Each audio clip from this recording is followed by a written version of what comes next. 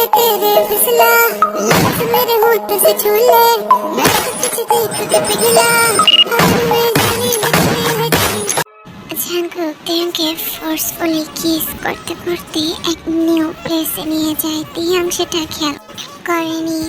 Jungkook যখন kiss break করে তখন তে কিছুক্ষণ বাইরে থেকে তাকিয়ে তারপর জাঙ্কুককে বলে, এটা এটা কোন জায়গায় নিয়ে এসেছো তুমি? আমার প্লিজ লিভ মি ছেড়ে দাও, আমাকে ছেড়ে দাও, যেতে দাও।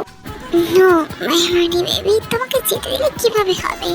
তোমাকে তো পানিশ করতে হবে, তোমাকে আমার নিজের করে ফেলবো, তুমি নিজেও বাধা দিতে পারবে না বলি জাঙ্কুক আবারও তেকে নিজের কাছে টেনে নেয় এবং একটা একটা করে তের ড্রেসগুলো খুলতে থাকে। তে অবশ্য জাঙ্কুককে বাধা দেয়, কিন্তু জাঙ্কুকের শক্তির কাছে তে পেরে ওঠে না। জাঙ্কুক তেকে সেখান থেকে গলায় তুলে কিস করতে করতে একটা বেডে নিয়ে তেকে শোয়ায়। জাঙ্কুক তের উন্মুক্ত শরীরে নিজের হাত সব জায়গায় বিচলন করছিল। জাঙ্কুক তের এমন কোনো পরিপাত নেই যে যেখানে ছুটছিল না। তে কিছুক্ষণ পর পর মন করছিল আর শিশিরে কুকড়ে উঠছিল। I feel hot. I feel so good. My dad's so good. Nah, I can't control. তুমি কি আমাকে এভাবে মেরে ফেলতে চাইছো নাকি? Jungkook please don't do this to me. আমার কেমন জানি লাগছে, অন্যরকম ফিল। দের কথায় জাঙ্কুক পাকা হাসে এবং পাগলের মতো জাঙ্কুক দেখে তার আদরের ছোঁয়ায় পরিপূর্ণ করতে থাকে। জাঙ্কুক দেখে পাগলের মতো ছুটছিল। তে এবং জাঙ্কুকের মধ্যে যদি দিল পরিমাণ ফাঁকা থাকতো সেটা বলাও ভুল হতো। জাঙ্কুক দেখে এমনভাবে নিজের শরীরের সাথে মিশিয়ে থেকে আদর করছিল যে বাতাসও মনে হয় তাদের মাঝখানে ঢুকতে পারবে না। জাঙ্কুক নিজেরও পুরো ড্রেস খুলে ফেলে। জাঙ্কুক যে নিজের লিটল মেম্বার চারটির সামনে বাহির করে দিয়ে জাঙ্কুক লিটল মেম্বার দেখে হা হয়ে তাকিয়ে থাকে। তে ভয় পেয়ে পিছু টানা হয়। তখনই জাঙ্কুক দেখে জিজ্ঞেস হোয়াটস হ্যাপেন্ড মাই জান, তুমি হঠাৎ করে এমন রিয়েক্ট করছো কেন? এই মুখ ফুসকে ভয়ে বলে ফেলে, নো নো প্লিজ আমার কাছে আসবে না, তোমার little member so big, no no please আমার কাছে আসবে না, যেতে দাও আমাকে, আমি অনেক ভয় পাচ্ছি প্লিজ। আমার জানতে ভয় পেয়েছি আমাকে এভাবে দেখে। ডোন্ট ওয়ারি জান, তুমি একটু ব্যথা অনুভব করবে না, কারণ তোমার সাথে তো আমি আগে আরও দুবার এসব করে ফেলেছি, সো তোমার তো এত ব্যথা হওয়ার কোনো কথা না। Let's do it baby, come here বলে জাঙ্কুক আজকে টান দিয়ে নিজের কাছে এনে থেকে একটা ডিপ কিসে টেনে যেই দের ভেতরে নিচে লিটল মেম্বারকে ইনসাইড করতে যাবে তখনই জাঙ্কুকের কানে নাম জুনের সাহায্যের ডাক শোনা যায়। ড্যাডি, আর সবাই পেলে না তুমি আমাকে ডাকার না? কত বড় একটা গুরুত্বপূর্ণ কাজ করছিলাম, আমার বেবিটার সাথে রোমান্স করছিলাম, সব ফেসতে দিলে এখন আমার কোন দরকার লাগলো আমাকে বলে জাঙ্কুক থেকে ছেড়ে উঠে যায় আর বলে, বেবি চলো ওঠো, এখন সব করবো না, আমার একটা ইম্পর্টেন্ট কাজ এসেছে, আমি এখন সেখানে যাব। অবাক হয়ে হা করে জাঙ্কুকের দিকে তাকিয়ে থাকে। দেন জাঙ্কুক থেকে ড্রেস পরে এবং নিজেও ড্রেস পরে এবং দেখে তার কোলে করে নেয়। জাঙ্কুক দেখে তার কোলে করে নিয়ে তার উইংসের সাহায্যে আকাশে উড়ছিল। তে অবাক হয়ে যায় এরকম দৃশ্য দেখে। তে মনে মনে বলে, আসলে এই টেবিলটা একটা প্যাম্পার, নাহলে ওর আবার পাখা বাজালো কোথা থেকে, আমাকে নিয়ে আকাশে উড়ছে, আমি আর নিতে পারছি না, আমি মনে হচ্ছে এখন মরে যাব। তে এসব ভাবতে ভাবতে জাঙ্কুকের পরে সেন্সলেস হয়ে যায়। তে যখন সেন্স ফেরে তখন তে নিজেকে নিজের ঘরে আবিষ্কার করে সক্ষত অবস্থায়। তে চারদিকে তাকিয়ে দেখে না, তে নিজের ঘরেই আছে। অন্যদিকে আমাদের জাংকুক তার প্যালেসে চলে যায় এবং জাংকুক নামজনের সাথে অনেক ইম্পর্টেন্ট একটা বিষয়ে কথা বলছিল। দেখ জাংকুক, এখন তোর এর একটা ভিত করতে হবে। যদি না করিস তাহলে পরবর্তীতে আমাদের ভ্যাম্পায়ারদের জন্য টিকে থাকা অনেক কঠিন হয়ে যাবে। এখনই তুই ডেমন রাজাকে মেরে ফেল, না হলে ও তোর থেকে তোর সব কিছু কেড়ে নেবে। তুমি চিন্তা করো না, আমি একটা না একটা কিছু করব। আমি এই নিয়ে অনেকদিন ধরে চিন্তা করছিলাম। ওকে, চিন্তা করো না, একটা ব্যবস্থা হয়ে যাবে। আমি ওকে মারার একটা প্ল্যান বের করেছি, বাট এই ডেমন কিংকে আমি কিভাবে খুঁজে পাবো সেটাই তো বুঝতে পারছি না। আমি যখনই ওকে ধরতে চাই বা ওর চেহারা দেখতে চাই, আমি সেটা দেখতে পাই না। ও ছায়ার মতো আমাকে পিছু করে, সেটা আমি বুঝতে পারি। কিন্তু যখন ওকে আমি ধরতে চাই তখনই ও আমার হাত থেকে ফসকে যায়। কিভাবে ওকে ধরবো? নামজুন জাংকুকের কথা শুনে তাৎক্ষণিক তার ম্যাজিকের সাহায্যে জাংকুককে একটা ব্রেসলেট দেয় আর বলে, শোন জাংকুক, এটা হলো একটা মায়াবী এবং জাদু ব্রেসলেট। এই ব্রেসলেট তোকে তোর বিপদ আপদ এর কথা আগে স্মরণ করিয়ে দেবে, তোকে অ্যালার্ট করে দেবে যাতে তুই সতর্ক হতে পারিস। আমি জানি যে তোর কাছে এই শক্তি আছে, কিন্তু এটা অন্যরকমই একটি পাওয়ারের কাজ করবে। তোকে আগে থেকে দেখিয়ে দেবে যে কে তোর ক্ষতি করবে আর কে তোর আপন, যে তোকে ভালোবাসবে।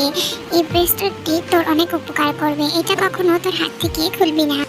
নামজনের কথা জাংকুক ব্রেসলেটটি পরে নেয় এবং জাংকুক ব্রেসলেটের দিকে তাকিয়ে বলে, আমাকে আমার শত্রু ডেমন কিংকে দেখাও এখনই আমার সামনে। জাংকুকের কথাটি বলার সাথে সাথে ব্রেসলেট থেকে একটা আলোর প্রতিভা বের হয় এবং একটি ছেলের প্রতিচ্ছবি ভেসে ওঠে। ছেলেটি দেখতে অনেক সুন্দর। ছেলেটির প্রতিচ্ছবি ভেসে ওঠার সাথে সাথে জাংকুক অবাক হয় আর তার বাবাকে বলে, ড্যাড, আমি তোকে চিনি, ও তো আমার ফ্রেন্ড। আমি সেটাদিন ওকে চিনতে পারলাম না কেন? আমার কাছে থেকে আমার এত ক্ষতি করেছে আর আমি ওকে চিনতেই পারলাম না। ভালোই হয়েছে, ডোন্ট ওয়ারি মাই ফ্রেন্ডস, এবার দেখো আমি তোমার সাথে কি গেমটা খেলি। Just ready for that. Jungkook বলে অট্টহাসিতে হেসে ওঠে। অন্যদিকে আমাদের বিছানায় বসে বসে জাংকুকের কথাই ভাবছিলাম। জাংকুকের তার ব্যাডমেটগুলো তার ঘাড়ে হাত বোলাচ্ছিল আর চিন্তা করছিল জাংকুকটাকে কিভাবেই না বাইক করেছে আর আজ ওর সাথে কি না করেছে।